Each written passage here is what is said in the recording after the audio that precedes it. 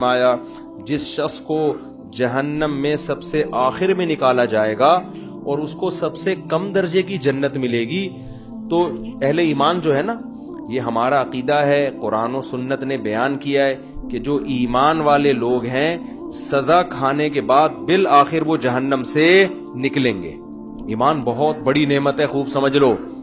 انسان عمل میں کتنا ہی خراب کیوں نہ ہو، لیکن جب تک وہ مومن ہے، ایک اللہ کا قائل، پیغمبر صلی اللہ علیہ وسلم کی ختم نبوت کا قائل، اسلام کو برحق سمجھتا ہے اور کلمے کو مانتا ہے، تو کیسا ہی برا عمل کرے سزا کھانے کے بعد بالآخر جہنم سے نکلے گا۔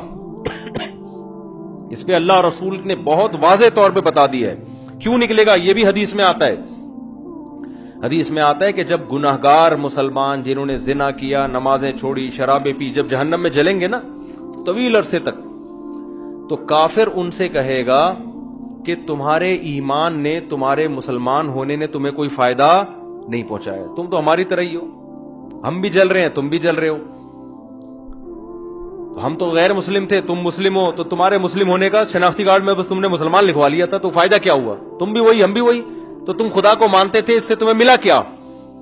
نبی صلی اللہ علیہ وسلم نے فرمایا جب کافر مسلمان کو یہ طعنہ دے گا، اللہ کو غیرت آئے گی، غضب آئے گا، اور اللہ کہے گا یہ کیسے ہو سکتا ہے کہ جو مجھے مانتے تھے، جو میرے حبیب صلی اللہ علیہ وسلم پر اور پیغمبروں پر ایمان رکھتے تھے، جو موسیٰ کو اللہ کا نبی مانتے، عیسیٰ کو اللہ کا نبی مانتے، ابراہیم کو اللہ کا خلیل مانتے، آدم کو اللہ کا نبی مانتے، محمد صلی اللہ علیہ وسلم کو اللہ کا نبی مانتے، قرآن کو میرا کلام مانتے، جو مانتے تھے نماز پڑھنی چاہیے پڑھتے نہیں تھے، جو مانتے تھے شراب نہیں پینی چاہیے پی رہے تھے، لیکن مانتے تھے پینی نہیں چاہیے، اس کو اچھا نہیں قرار دیتے تھے۔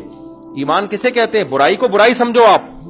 جو مانتے تھے بھائی نشہ نہیں کرنا چاہیے، کرتے تھے، گناہگار سمجھتے تھے اپنے آپ کو، جو بدنظری کرتے تھے، لیکن وہ مانتے تھے کہ یہ اچھا کام نہیں ہے۔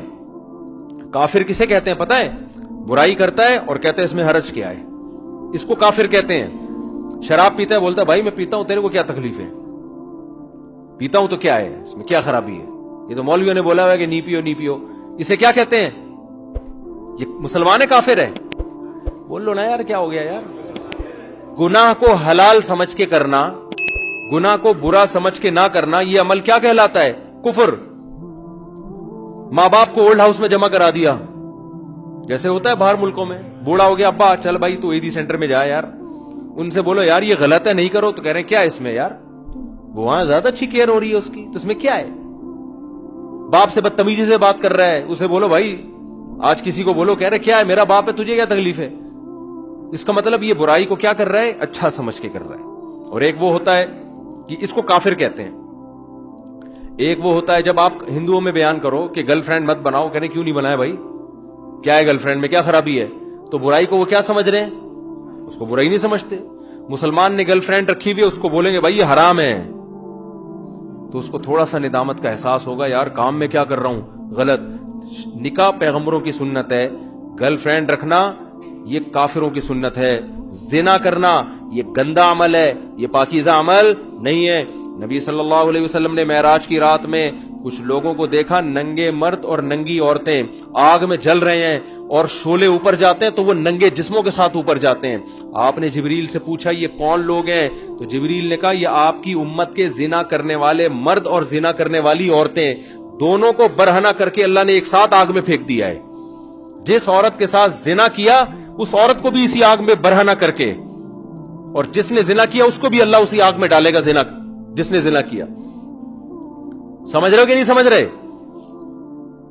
تو مسلمان گناہ کرتا ہے لیکن اس پہ اس کو ندامت کہ غلط کر رہا ہوں میں، تو اس گناہ کی سزا یہ اس کو ملے گی۔